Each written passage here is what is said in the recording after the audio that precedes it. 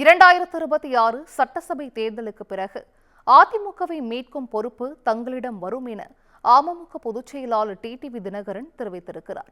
தஞ்சாவூர் மாவட்டம் ஒரத்தநாடு அருகே தெலுங்கன் குடிக்காடு கிராமத்தில் உடல்நலம் பாதிக்கப்பட்ட வைத்திலிங்கத்தை வி.கே. சசிகலா, அமமுக பொதுச் செயலாளர் டிடிவி தினகரன் ஆகியோர் நேரில் சந்தித்து நலம் விசாரித்தார். இதனைத் தொடர்ந்து செய்தியாளர்களிடம் பேசிய டிடிவி தினகரன், உடல்நலக் குறைவால் பாதிக்கப்பட்ட வைத்திலிங்கத்தை நலம் விசாரிக்கவே வந்ததாக தெரிவித்தார். எடப்பாடி பழனிசாமியிடம் இரட்டை இலை இருப்பதால் அதிமுக பலவீனமாகிக் கொண்டு வருவதாக கூறிய அவர், சட்டமன்ற தேர்தலுக்கு பிறகு எடப்பாடி பழனிசாமி கட்சிக்கு மூடு விழா நடத்தி விடுவார் என விமர்சனம் செய்தார். ஜெயலலிதாவின் தொண்டர்கள் அனைவரும் ஒன்றிணைந்து தேசிய ஜனநாயக கூட்டணியில் இடம்பெற்று வெற்றி பெற வேண்டும் என வேண்டுகோள் விடுத்தார்.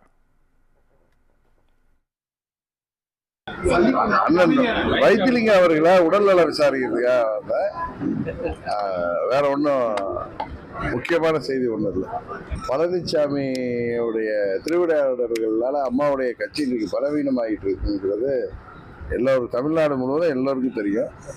அங்குள்ள தொண்டர்களும் நிர்வாகிகளும் விழித்துக் கொள்ளவில்லை என்றால் அம்மாவின் கட்சி தேர்தலுக்கு பிறகு மூடு விழா பழனிசாமி நடத்தி விடுவார்னு நான் பல முறை சொல்லிட்டு வரேன். அதுதான் இன்றைக்கு சொல்றேன். அம்மாவுடைய தொண்டர்கள் அனைவரும் ஒருங்கிணைந்து ஓரடியில் தேசிய ஜனநாயக கூட்டணியில இடம்பெற்று மீண்டும் அம்மாவின் ஆட்சியை தேசிய ஜனநாயக கூட்டணியின் உதவியோடு தேசிய ஜனநாயக கூட்டணியாக அமைப்பார்கள் என்பது உறுதி. உள்ள நிர்வாகிகளும் தொண்டர்களோ விழித்துக் கொள்ளவில்லை என்றால் தேர்தலுக்கு பிறகு அதை மீட்டெடுக்கின்ற பொறுப்பு நிச்சயம் எங்கள் கையில வரும்.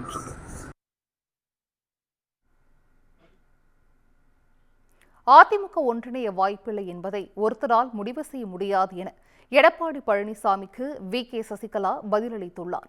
தஞ்சாவூர் மாவட்டம் தெலுங்கன் குடிக்காடு கிராமத்தில் அதிமுக முன்னாள் அமைச்சர் வைத்திலிங்கத்தை சசிகலா நேரில் சந்தித்தார். பின்னர் செய்தியாளர்களிடம் பேசிய அவர், இந்த சந்திப்பு என்பது அனைத்தும் கலந்தது என்று தெரிவித்தார்.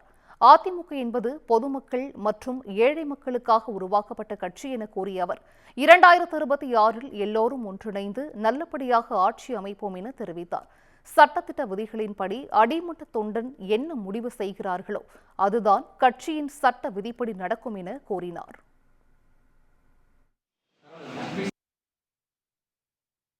எங்களுடைய இயக்கம் தலைவர் ஆரம்பிச்சது, அது மக்களுக்காக ஆரம்பிச்சது. திமுக மாதிரி கிடையாது. நாங்க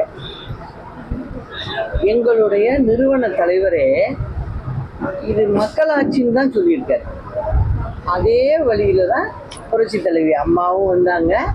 இது ஒருத்தர் முடிவு பண்ற விஷயமே இல்லை. எங்களுடைய சட்டத்திட்ட விதிகள் படி எங்களுடைய அடிமட்ட தொண்டன் என்ன முடிவு பண்றாங்களோ அதுதான் இந்த கட்சியினுடைய பைலாப்படி சட்டத்திட்ட விதிபடி நடக்கும்.